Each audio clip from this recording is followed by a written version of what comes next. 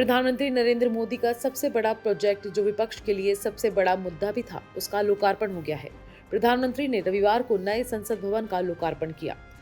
आपको सबसे पहले बताते हैं कि सिंगोल क्या है। प्रधानमंत्री नरेंद्र मोदी ने नवनिर्मित संसद भवन स्थित लोकसभा चैम्बर में लोकसभा स्पीकर के आसन के निकट रविवार को ऐतिहासिक राजदंड सेंगोल को स्थापित किया। रविवार को सुबह ही नया संसद भवन वैदिक मंत्रोच्चार के बीच हुए समारोह में राष्ट्र को समर्पित किया गया। लोकसभा अध्यक्ष के आसन के पास स्थापित किए गए राजदंड को सेंगोल कहा जाता है, जो तमिल शब्द सेमई से उपजा है, जिसका अर्थ है सत्य का साथ। केंद्रीय गृह मंत्री अमित शाह ने कहा था कि सेंगोल ने भारतीय इतिहास में अहम भूमिका निभाई है। ये राजदंड अंग्रेजों से भारतीयों को सत्ता के हस्तांतरण को चिन्हित करने के लिए भारत के पहले प्रधानमंत्री पंडित जवाहरलाल नेहरू को सौंपा गया था। वर्ष 1947 में तत्कालीन प्रधानमंत्री पंडित जवाहरलाल नेहरू को सौंपे जाने के बाद ये राजदंड सेंगोल उत्तर प्रदेश में प्रयागराज के एक म्यूजियम में रखा हुआ था।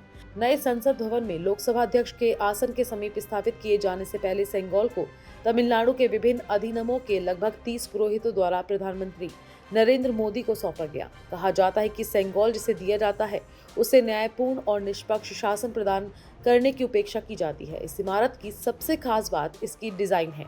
सेंट्रल विस्ता रीडेवलपमेंट प्रोजेक्ट के हिस्से के तहत विकसित की गई इस इमारत को वास्तुविद बिमल पटेल ने डिजाइन किया है। देश के वर्तमान राष्ट्रपति भवन से 750 मीटर की दूरी पर स्थित ये भवन संसद मार्ग पर स्थित है और ये Vijay Chowk, India gate, national war memorial और अन्य इमारतों से घिरा है। इस इमारत की खास बात यह है कि इसका विशाल क्षेत्रफल जो कि कुल 64,500 वर्ग मीटर है। इसमें लोकसभा के लिए 888 सीटें हैं, जबकि राज्यसभा की 384 सीटें हैं। अभी वर्तमान लोकसभा की 543 सीटें हैं और राज्यसभा की केवल 250 सीटें ही हैं। फिर भी लोकसभा के कक्ष में सीटों की संख्या 1272 तक बढ़ाने का विकल्प है। लोकसभा का कक्ष संसद के संयुक्त अधिवेशन चलाया जा सके, इसके लिए भी तैयार किया गया है। यानी वर्तमान संसद भवन की तरह इसमें सेंट्रल हॉल नहीं है। इस इमारत का सबसे बड़ा आकर्षण है इसका त्रिकोणीय आकार। इस आकार की वजह इसका प्लॉट है। ये आकार विभिन्न धर्मों के लिहाज से पवित्र ज्यामिति के अनुकूल है। इसके साथ ही इसमें भारतीय संस्कृति के वास्तुशास्त्र के नियमों का भी ध्यान रखा गया है, जिसकी वजह से यहाँ के प्रवेश द्वार, कमरों के आकार, यहाँ तक कि तमाम जानवरों की मूर्तियों को लगाते समय भी उसका ध्यान रखा गया है। इमारत में 3 तरफ से प्रवेश द्वार हैं, जहां से अफसरों के अनुसार राष्ट्रपति, स्पीकर और प्रधानमंत्री जैसे गणमान्य व्यक्ति विशेष तौर पर आवागमन कर सके। वहीं जन सामान्य और संसद भवन की सैर करने वाले दर्शकों के लिए प्रवेश पार्लियामेंट स्ट्रीट के लिए दिया जाएगा, जो प्रेस ट्रस्ट ऑफ इंडिया के पास होगा। सभी प्रवेश द्वारों पर कई जानवरों की मूर्तियां रक्षकों की तरह लगाई गई हैं, जिसमें हाथी, घोड़े, चील, हंस, मगर आदि शामिल हैं। एक अलग ही आकर्षण पैदा करते हैं। नए भवन की डिजाइन में इस बात का भी ध्यान रखा गया है कि ये पर्यावरण के अनुकूल हो।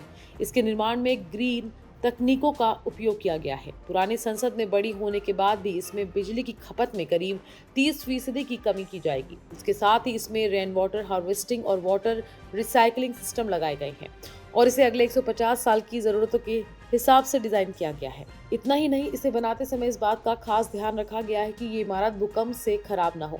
बिल्डिंग कोड के मुताबिक दिल्ली का इलाका सिस्मिक जोन 5 के दायरे में आता है, इसलिए इसे भूकंपरोधी बनाने में खास ख्याल रखा गया है। वर्तमान संसद भवन के बारे में दलील दी जाती है कि वह भूकंप के झटकों को झेलने में पर्याप्त रूप से मजबूत नहीं है। नए संसद भवन के अंदर की खूबसूरती भी कम नहीं है। लोकसभा का कक्ष मोर की थीम पर आधारित है, जबकि दीवारों और छत पर मोर के पंखों की डिजाइन है। वहीं राज्यसभा का कक्ष कमल की थीम पर बनाया गया है, जिसमें लाल कालीन है। दोनों सदनों में एक बेंच पर 2 सांसद बैठ सकेंगे और उनकी डेस्क पर टच स्क्रीन होगी। वहीं इमारत में धौलपुर का बलुआ पत्थर, जैसलमेर राजस्थान का ग्रेनाइट, नागपुर की खास लकड़ी का उपयोग कर मुंबई के काश्तकारों ने लकड़ी का आकृतियों का आकार दिया है।